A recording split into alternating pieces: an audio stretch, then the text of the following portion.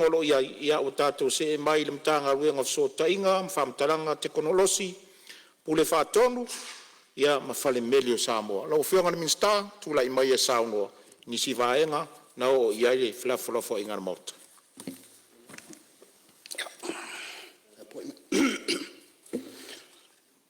Tūla i lava, mai whāloano, nganga le whāwhitai, na whionga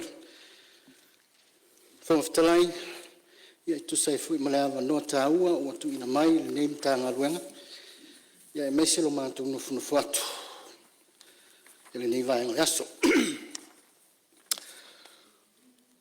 Le tala lava i le tautianga i upanga, ua pou le male, ua pou le malae, tulia tanga le lei, ina ua poto li ala, e le langa tia i ngā panga.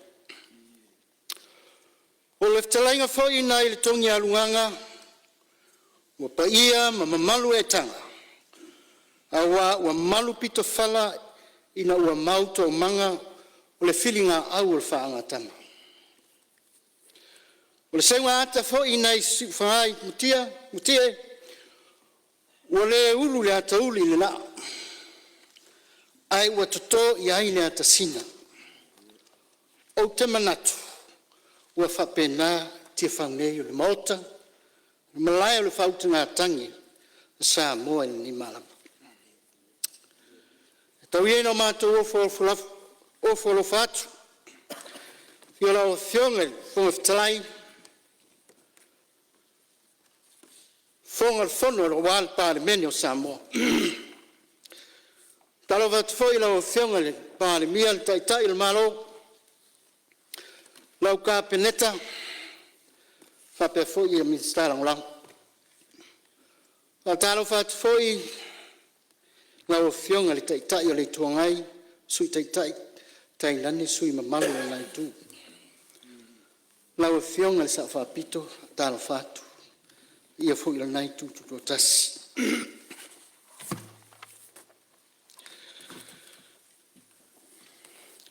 Tulona, ia whio, lau whionga le au malu na malo.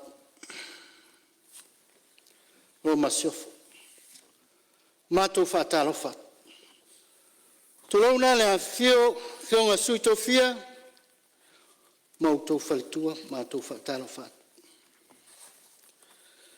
Mātou whātalo what tu fo il paia, kua whaamsinonga, ma malu whaamsinonga, tainane plestene, lo official whaamsinonga. O paia whatala lelei, tai o kalesia, keri siano umo i Samoa, tai nane lau nofo tatalo, mato whatalo whatu. Paia, mama maluia, e ta ui, awale paia, ainga matama, o tama fo i mainga. Leo songa tu mua mapule, tu au mala taua ainga le taima le vao fono ti. Awa mātou whātu rong whātalo whātu foi, yo tātou so mai tuila, manua. Awa e lewa e lama whala oto, lea whio kovana, lu tena kovana. Whio lau whionga pelestene o senate, whionga whonga whtalai, malo sui, moto sui. Pa ia wā sua ma vai whanua, whawho mai tūlangi sa ole msale au mua, male lau niu sae lua. Whātu e la motu tō o le whaurula, ma upu e te olmanu tele. O pa ia ma mamalo Samoa, ua se mai ae te tai mai le taisa ma sama le tui manua se ia pa ia feeling pultu. Na tau wilo ai malo tulau. A lea ua fite i le langi le tupe le tau la fonga, nai fiti langi pupula. Ua tai fo i langi le afi o le tama, o ti atalanga nai ni niva mpuli ana wa, ai lue whanua li in whau papa. Ua fonga le langi le wha manu, ma le whane tanga. Le tu la ua sola wha malo wha fitai, na ua fionga le fonga mota. Mota sanga moria, a wal wha no ngā manu, whaolo maau le tua. Ia nganga ina ia tātou mfono tala. Lau fionga le fufutalai. Au tele yo lava I se vaenga peona tilingia sui mamalu fo i na tofi sau noa ma fea ai le imtanga ruang. Ai mua na watu se tala oto.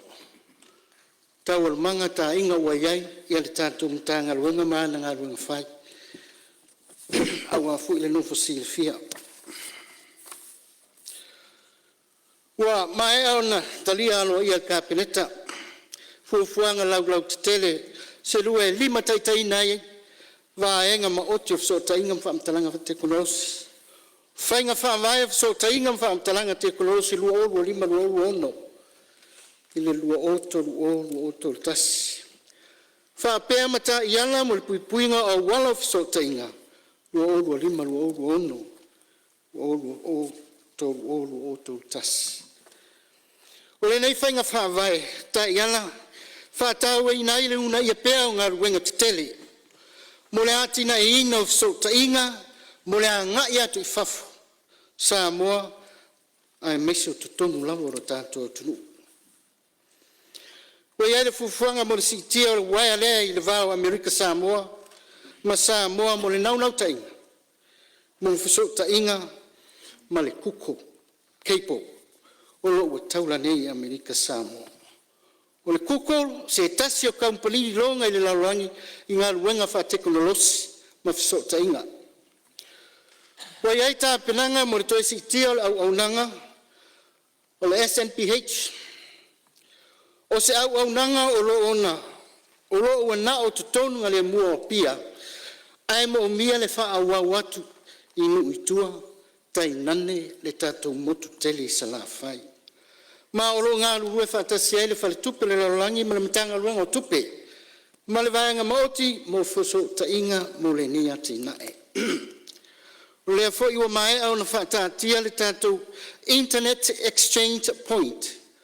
Toe lava ina pia wā tātou service providers o na maua leo le li au nanga musi o tātou atunu. O le nei au nanga e mana o mia tele e tātou wa onga e pe ona yaile universite. O lo ue iai foi le fuafuanga ina iai se data center Autu e te uma iai wha maunga a le tātou malo. O le nei ati nae e wha whaingo fiai o ne teu ma toe vave le toe suina mai o wha maunga mo o mia. O le nei vai tau, mo mia tele ta I matangata whai ngā luenga, wha mtalanga sao, ma le tatau, ina ia whai iai ngā luenga mwhai unga tāua, so se taini, so se mea. Si te ina au nanga na malo, e wha ngā inai, technology fau, tiktito government. Wa amata wha ngā ina, o tātou one government portal. Po se wheso ta inga e si la fia umai, au nanga le malo. Ma o se vaenga mua ua mai. Ai masa ai le iai o se fiso tainga o lo iai wha matalanga directly mo le wha whaingo fiaina o le maua e tangata umo le atunu fiso swani. Ai masa ai le wha whaingo fiaina o le maua au nanga e taungo fie toe vape. Wa mai a fo yana talia el kabineta le tayala mo puingo au wala fiso tainga. O le tayala. O taula mo ai le mtanga ruenga. Ina ia wha mua pēle puingo fiso tainga. Mo wha mtalanga ai maise inga ruenga le malo. Se te ina le puinga tamau ainga. Digital economy. O le tayala fo ile nei mo le puingo fiso tainga. Ua iai le nau tainga. Le pui ai a seta. Ai mai se ai au wala so tainga ina ia fai pea nei au nanga ma ia fa tupula ia awali le lango mo le tātou ta iala mo le e-commerce. Ma o le nau tainga ina ia vea le tātou whalemeli e a vea ma vai ma lima i le una ia o le tātou ta iala le nei. Wofia tu fo i le tātou whalemeli i se committee Whawao malo ma o ia o le sui le Pasifika I totonu o lea komiti, Universal Postal Union. Ma ua vea ma amatanga fou, ai maise ai o le tāpina ino le nei au nanga tāua. Siatia ina o le malama o tangata I le digital literacy. O loo I ai le whanau tainga le lainga maoti, ai maise ai le ngā rue whatasi maisi tu tino, ina ia vave o na malama tangata o si o tātou atunu. O nei whalau I loa wa mai o na whatino, pe o na iai le vai aso, Cyber Week, Digital Week, maisia o ongam whalau I loa o loo ngā rue whatasi ai, male ofisa o leo, maisia tātou whalau putuputonga. Ua whalau I loa ai le lau, o le matanga ruenga ina ia malama ma whataua, le whaonga aina tatau, ai maise le ave lo whamumua, I le puipuinga o whanau, mai le whaonga aina o fisota inga le tala whengai. Ai maise ai, fuafuanga le malo, ina ia toi ilo le tūla whono e whitutu nai, ma whasosoani ai Mulinu'u ia o le digital transformations, ale atunu. Ai maise le teu maluina o ana whaamatalanga mo le Mulinu'u ia ati nae o le tātou malo. O vaenga ia o lo tilo, ma ua whataunuina, ina ia whataunuina, a wā lava le malutia o a tātou whaamaumaunga, ma whaamatalanga. Wha lava mea o lo tau ave iai le tau lainga.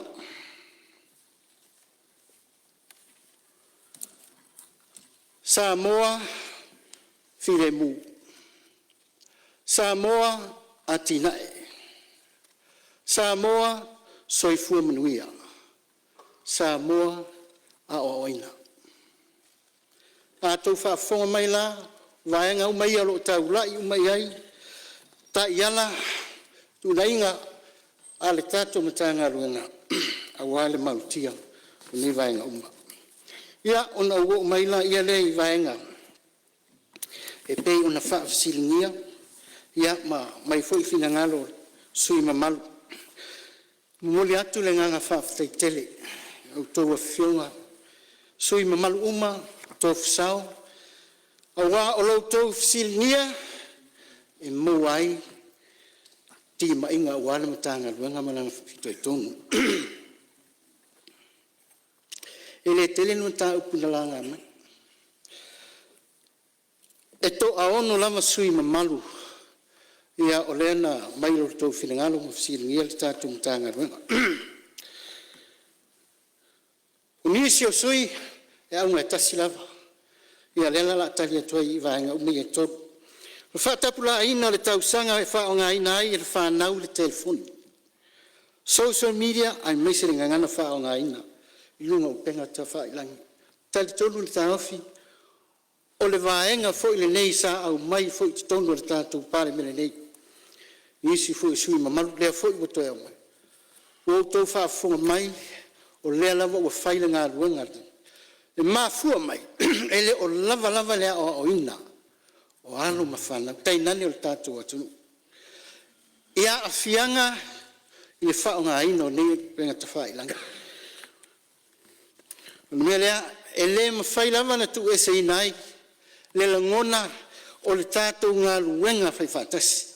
Auani pāle toa le tīma. Auani pāle awa.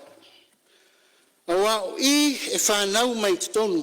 I se si o manga to e titi. Tono ainga. Se o lava ina whaasolo atu I tue communities. Mare loa le tātou atu. O ina e whanau mai ai. Le malu ma le whaonga tatau o nei penga te whailangi mawhiso ta inga. Ua mai au na whaatino pe Talavau Saipa, Samoa Matala, Cyber Safety Outreach Program o le ngā ruenga tau longo lava lea o lo whaatino le tātou matanga ruenga. Sui mamalu pe o na whasiringia, palau li ruam, palau li toru, ile au nanga le televise ma le internet. Longan fang fatalai. Ia, Malia whenua whina ngalo le minsta mtanga luenga. O lo tu lai mai whau la vea whale alupo. Saunua. Whaftai lava le, fi whawlawe lava le. Saunoanga manina, fionga le. Fionga le minsta. Le ilang ase manatu ono o le sisui sa whea. Le manatu e winga le whaongaina e le whanau. O le social media. Se awala fo ine wa afia i la tau. Afia i. Lo e ta ua mai sa o lele lawa fina ngalo. E ta ua whapea o le lava la o ina. Le lava le tu o inatu e le tala le whaongaina. O le manatu ne usi ngā whono. Apia e asa fina ngalo, fai lea se tu la fono. Tu la fono e leina e malpui pui ai, sa aia fo i to meiti lalo ba o nei tu lo lava se fulu ono ana i lalo. Ono la to fa nga ino le social media, pe la wala na watu e se manatu. E le ngata le o ina e sa o lava, o aso umalava e tatu te o ina il whanau. Ai langa e o atu fo i la onga, e fo ista meiti influentina i la tau. A be ai as tu la fono, e vava ai, lawa tolu ai nei atu nu usa au ta ua, Australia, New Zealand, eva mnesi atu nu Europa. Lava ufa malu, lava. E mana e tu la fono, o la atu lesi level. E mwhai e on tau fia fear whanau, mai le whaonga ino social media wha le te tau. Whalalo lava. Ma lo whaftai o whau i la vea sui pe ma whai ona sao nis tu la fono la whatu lau whionga le minsta. Lau a whionga le the life. Sao noanga le sui mamalu. Taimile nei o lo ngā rurua le task force. O lo iai te tonu le lo ia sili, tanga luenga lo sili, o le matanga luenga leo leo, le matanga luenga pule whatonu, tai nani le mni matanga luenga. E mātai tu ina e vaenga uma pei o nei ai, lo fina ngalo. Tato mai ta wina pei o nei ai, ia le malo Australia, o le ua wha maluina la tautu la fonu, o lo tau a ngai fo iai, a ro fai pefitu na inga fa tal noanga ia i vaanga au te taltong o se tu tau ale maleanga ia maleanga i luma e mese tatu waluma fa na wa faina ono ia tu langa ai fa taitele ole siringele sui mamalu mi palaule le tulua mal palaule tolu tu mfale ata tolu tu langa tolu internet tai nane ia le TV. Ua mai na sia singa ale pule whatonu mai i tūrangi nei ia olo mau ai olo le lei lava ia le tatou TV ia nā la tauma. Ai aina i whautuanga te roa e te tau ona salo vaenga ia olo whapena ona iai ia nei whale tonu ia. O le pou tafua Upolu tasi le nā pou oro iai ia le oro iai nā la ataria ina i mawhai e whitutu nai ia le tatou antena ina ia maua le leila la ataria e meise pou oro whapena ona maua tua ia la ataia tafua Upolu o le maunga ia le maunga fia moe ia o lo fa pena o nei pou nei ina i fai o le tutu nei o le si fautuanga a tonu o lo analog lava TV ia a lewa tatu tonu o le TikTok TV ia i fai o le tu mai tonu i le TikTok TV ina i fa pena o na mo le ia vaenga ia sa no ia o lo fa pena o fa solo tu fo i le fa pino tatu Starlinks o le paule o le tali o le nei vai tau o Starlink se pe ona iai fo i le whaitutu na inga o lea ua fisosoni atu ia le mtanga ruenga o fisota inga whamtalanga wa teknolosi ina ia whao atu whapiina i Starlinks ia onga whatase fo i mawhale mai a onga ia na o tuaila asia singa whatase fo i mawhale mai i le motutele i sala whai ia o lea ua whao atu i lau whainga ruenga mo le whapiina o Starlinks ia fisosoni ai i le whale tonu le tato internet. Ma le wha moe maua o le taimi o le nei tausanga o le a wha pēnā o na wha so polia ai le tato SMPH a matalia le tato ngā luenga i sawai. ina ua maua le matou asiasinga e te le lava se faaletonu o fesootaʻiga i savai. O le taimi lenei ua tautou faaaogāina Starlings a o tou talia ai ia lesi lea options o le faao atu lea o le faipa o le SLPH i motele i savai. Ia mo le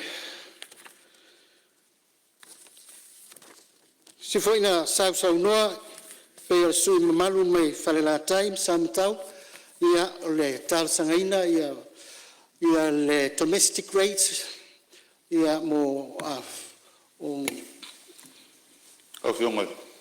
Telefon. Ia. O lo tula e mai sui o fala te toro e fau la vela o fionga minsta le vole fai sau marolo. Ma ua. Sau no. La me ile fionga ile minsta ile tise. Ta fa ta tali tua tele na vaanga ia sa autal no ia ile. Lang tanga lunga ma lo fa tai mo tali. Ma lama tele mtau. Ai mese le tulanga le SNPH. O SNPH o mtau tele al capacity. After now for 2 hours town la o sala fai o tali le mo sala fai o no al mesa ia mai le malo ta sile tu petele le malo na lo ai pe lo su milion ponga sa ia no tanga i lalo con kalake male Samoa chao mai si providers o lenga mai fa bitoa mo le malo a fa tai tele le a fa lo tele la fionga mo sa o tali na fai palna a fa tai na so ngi stali al mele ta ua la fionga the digital transformation. After you offer tasi ang the digital protection. I will tell you name umala fionga na sa no or the coverage. Or the cover. Then ta ua la umala fionga. Wa ta tonga lunga fight. Ele alfa le tono coverage le ka ko nga si fia la fionga. Kele wa fatu pla ia le tele o vaenga le tunu o coverage ai tomana o to atele ia le ngaka leo ia le marine cape o le foi pa anga ila uri ai o tonu lava e tau un tanga ila mtanga luenga ma inga luenga vanga le o le titsau male Vodafone po o upgrade la ko facilities inga ia kalfea ngai markulanga le capacity la ia no available awa o le simele o fifsili la ofio kaluanga o ia ile o faisi leva ingei I kupe ia I ka ko kupe mo male titsau mal Vodafone le mo me ka I le mo me lo milion al kausanga ia o kupe ia mai e fie sul kausanga la makanga le ai ai man ko fo la arrangement nga foi a lunga al profit ma lunga la ko kupe mo e ka fa nga lunga kupe ka ko mo mai a lo ke va ko ia le la va ko mo le va nga ia sa ma kom fa ke mi o ia o nga me ko poko ia compagnie fa ia fa so la ko kupe e o me va ma le profit ke me akas a le la ko ku lo fionga ia ma la pulang fo ia ko ka nga ile me ia ma le pulang ale mesela le coverage le ila fionga ke le fa le kom mal fa la fa tak Ma lo faftai ia la fatu mi stafa o lo sauna. Moni au sauna ngala fionga si mama. Wa fa mauina maleanga ngal faftai le tola yoe. Le mela mana lo tam fai ai. Lo manele ma to filo inga ma ka ko service provider sia Talanoaina to no le vai ngale te sauna. O le vaenga pe ona taua ile o le ua mata ona fatati esele au nga tupulanga lua po le 2T ia a tatuanga ia tulua e monia o le koksi sila email 5Gs ale la va ka ke le 3Gs and 2Gs pe o le na le ua mata fatati esele 2Gs e ka ko fa anga ilo ia ma fa mautu ina isvainga ina ia fa le ia til ai monia o lo ia o si vaenga la tati mai ia tu sai fo mal tu alalo ai fa tai tele o mai le tena sui mamalu pe ona ma o tu lai mai tai malo ma li lo fionga ni minsta tanga luanga sei tu atu tai malo after mu le vanoa Te loe le ua sauno manino le suyo falata il metonu le tupu, il reality le tupu. O le fesili mo le tatou mota. O la sau oe whaatatau le coverage le tatou te temine. Siri fo lava le tu malo ia wana e tofu tatou mai tu malo ma le metou te alalai. E se foi matou mai savai. Fesili fo lava le fai pule lavai. La tu langa le tatou coverage. Me leu faali le suyo falata. Ya, o le tali le na. O le upusao ale na le mele tatou te iai le tatou Telecommunication le teimiri nei. E leto e na tia. Na tapena le tatou SNBH, le lava e tapena. E o me le so le la se furu tausanga, su 5 tausanga o tapena. I re tai no o le tūlanga e te tauana iai, o no le mea lava le nei. Schoolnet, feo o iai. E lava wha pepea tu lava. Le wau fale mele wifi, maisi por kalame le tau fai. E le io i le functions a tauna iai.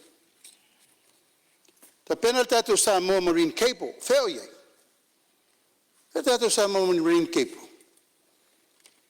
Ia mai whainga malo, whame wawe i tua, e leise capacity o le mtanga aluenga. They can't run it. O ina lai manuia le tatou Samoa Marine Cable. Le tatou digital TV. O feo iei, la wawe i tua. Ala le me leu whea ngai nei ma whai TV o mai Samoa. Te le o le afianga. A o mana whaifatonunga, me o Samoa Marine Cable. Ta pena whainga whai, ngā te whafoi mei mena le mtanga aluenga. Ta pena fo le digital TV system, te whafoi mei mena le mtanga aluenga. Wafo le malo sa tauna uina uma mena. Fai e la me le substitute, ma substitute te kom fai fai. Subsidize. Tulanga pe tatou wo nei piko so le communication. O se paenga ta ua tele i le taimire nei mo tatou. Whawhaingo fia i mea, ana amata tatou matua. Tatou wha longo uma lava le leti o ho lea i lungo le fata. Sauno mai ani, ia matatou matua na o mai tatou lungo le lekio. Tako mai uma le ongalanga, I was in a nga makar kaiminga e kasi le lekio e whalongolongo mai eka meki a o mai ila o ngā kaimi.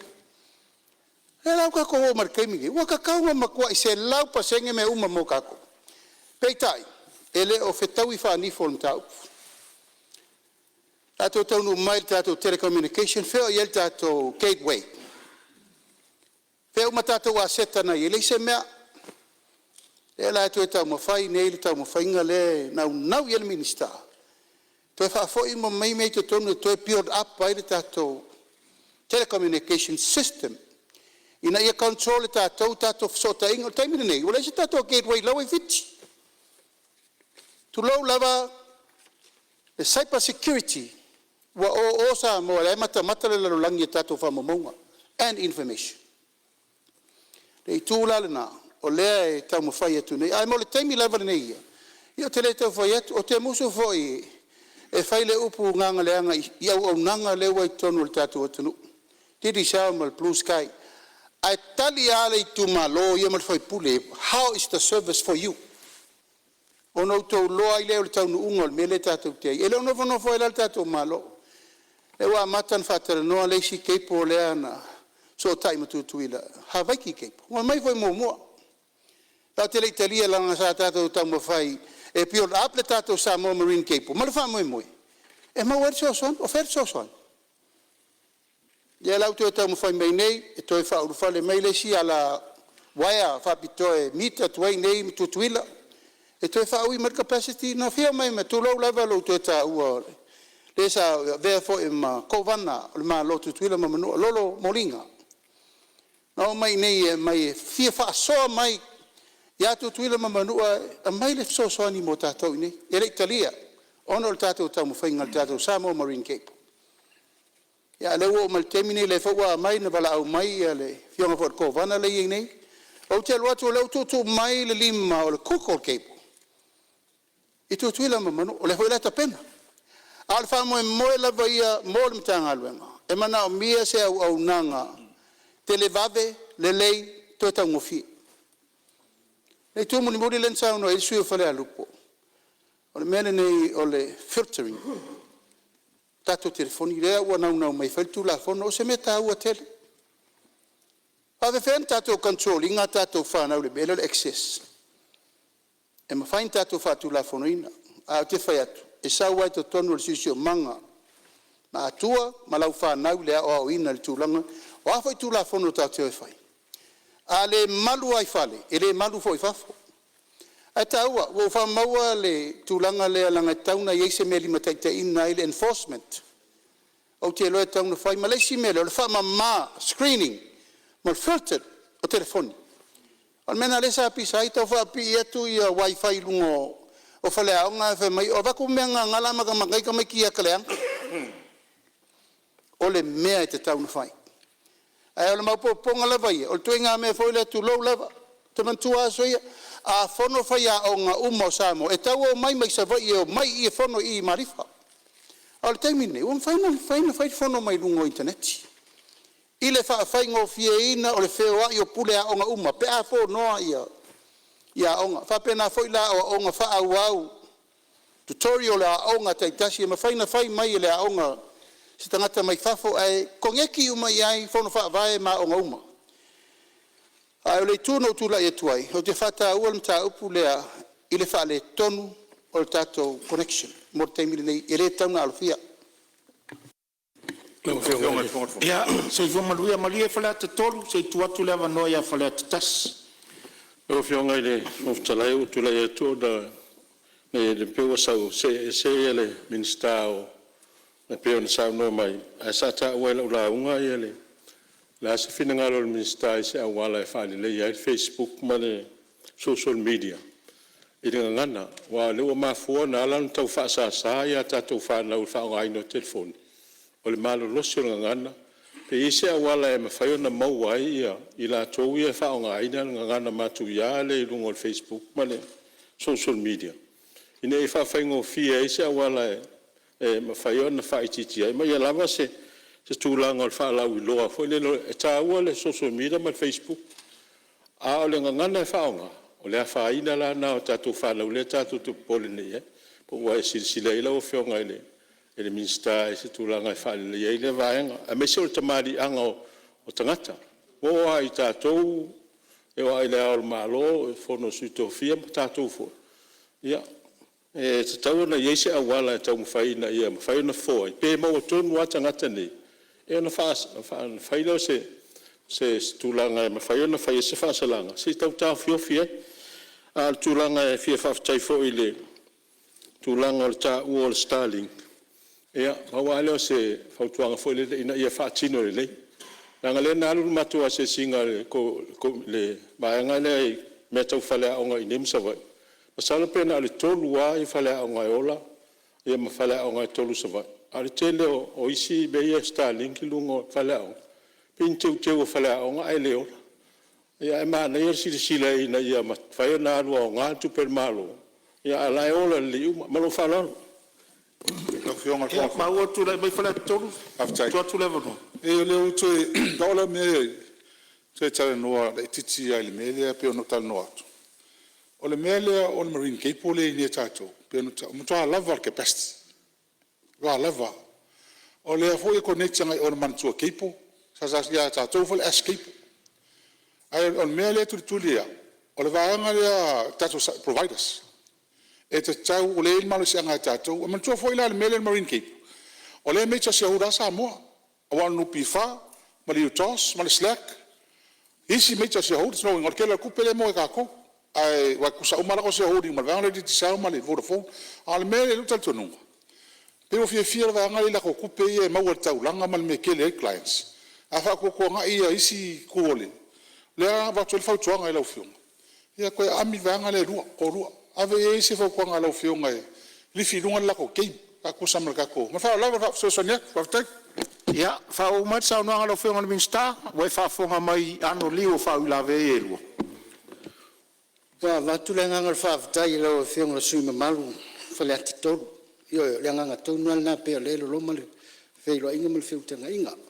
Vai nga umai la fa pena ona ye fa tal no nga la ofio nga le sui malu mai fa la tasi ya o le Facebook o le worldwide.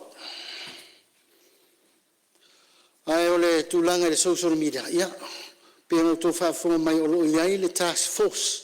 La towi lo nga fatali mai na ia vai nga ia tilo mai vai nga ia pe uno ia se vai pono ma se ama no e ono ma fai ai ona mau tonu lava ia la tu lo fa pena ona ia tulanga pe ona e sa uno ia ai tati mai lo fa pena pe ona ia fu fuanga le tatu wenga mata tumtanga wenga ole fenga le suina malu mai la time sa matau ole domestic rates mo falo fa fenga temina ni lo fa pena lava ona fa ngai e moto fa fenga ia le domestic rates se vanga na ai ia malu ia mafale o ekalesia o le vaenga le na e saunua ia i talo sanga mai ai i kolisio fa au ia o lo fa pena fu ia na ia fa talanoaina ia vaenga lo silfia ia o le i maua le tatou pula fatong ia o lo i toi titi ona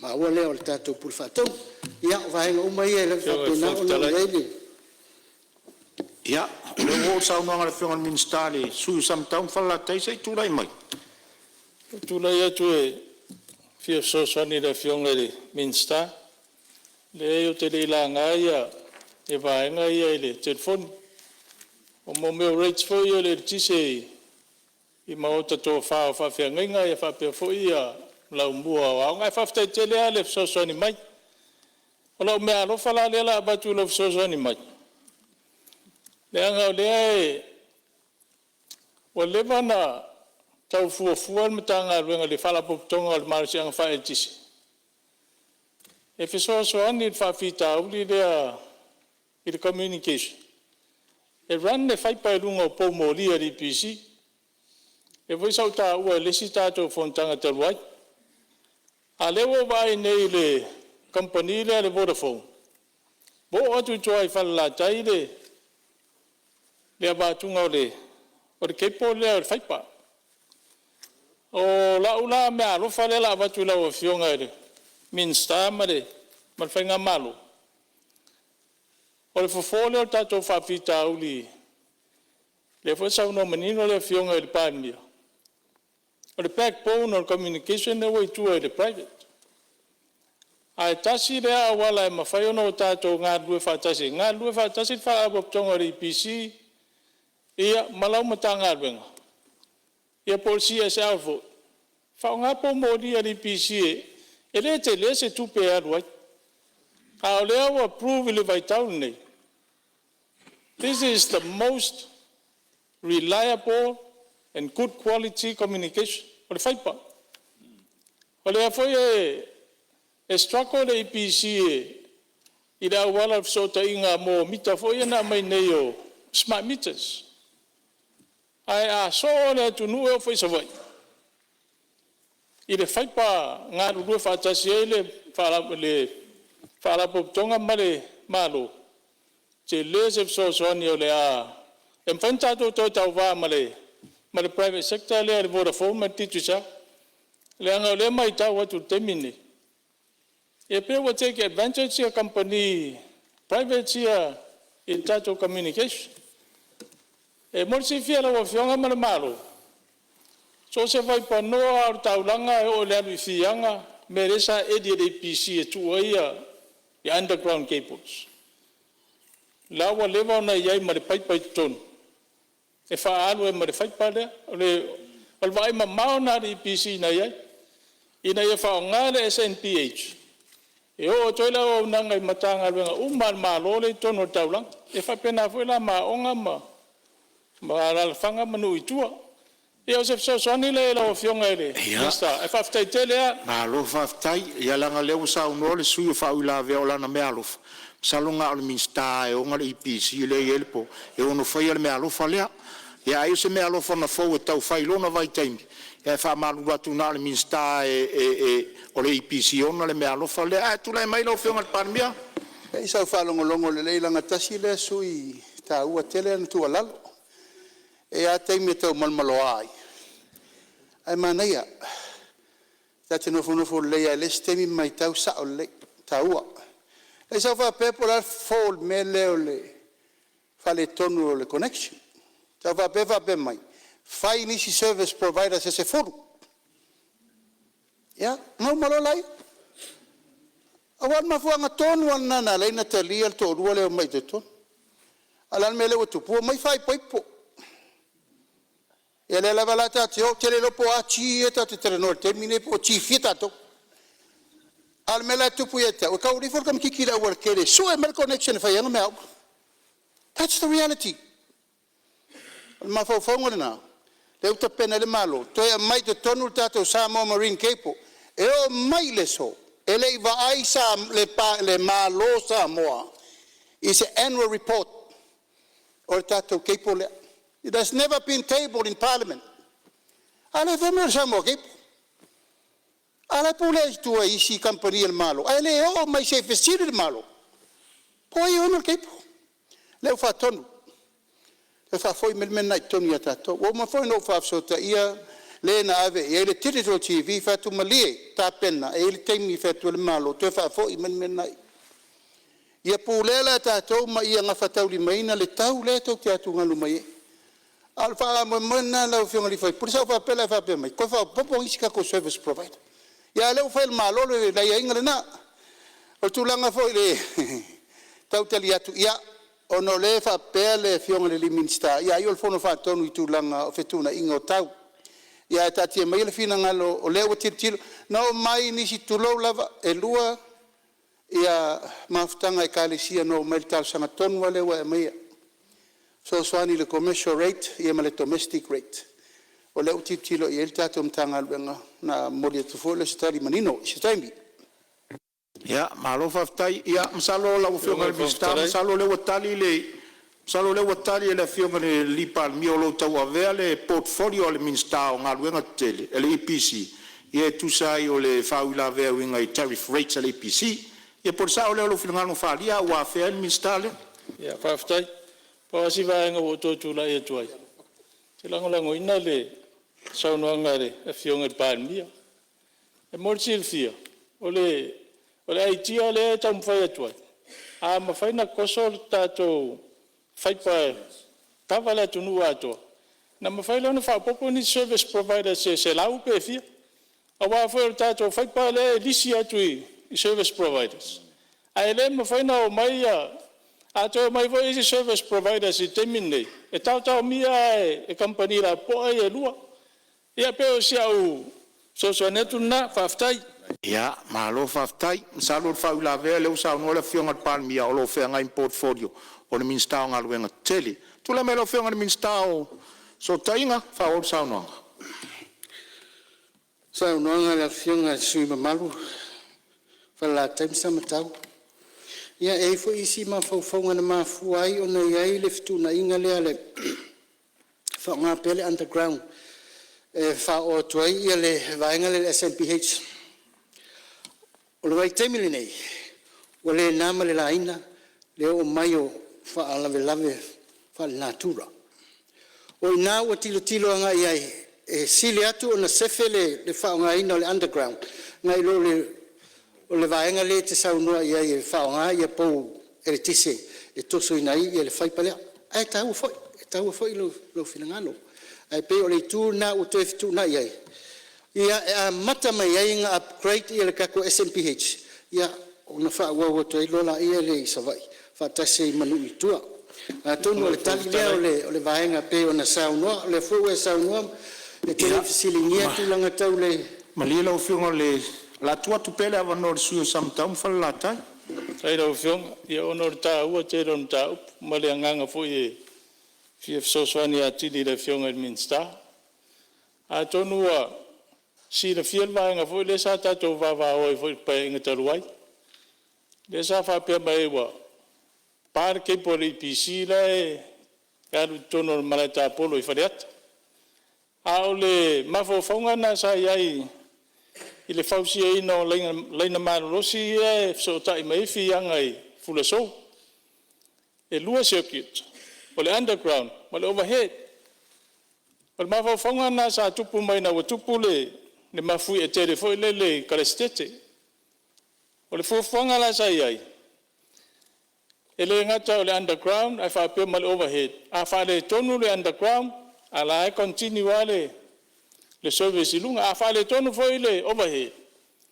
A o le underground. Ma e whai asi taunga tā te lo le underground le sa unoela o fionga.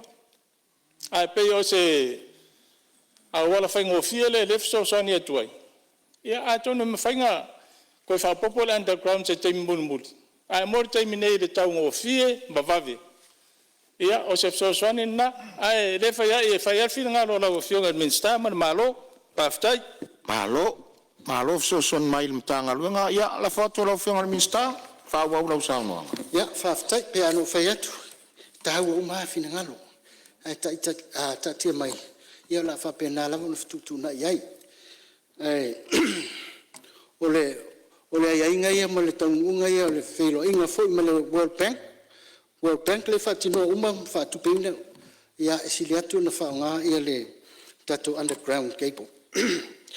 Ia ona ua mai ai ia vaenga fo'i la tau fo'i na sui mamalu ia na silimia ia le nei au nanga ia ma le tautua ale tātou matanga ruenga nei e leo le Tofi ia alu ia fo'i mai la ia leo se whamatalanga lau whionga le whumfutalai lau tūmalo ia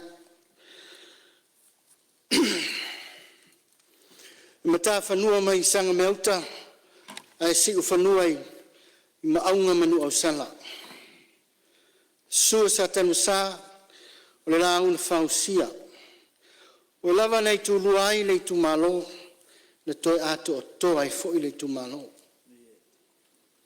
Fiola fionga tai mali autu o le fofonga o sa tuala. Whale whale ai lawa, le paia le valea o ale a inga sa tuala o le inga whalangilangi. Tasi a Samoa.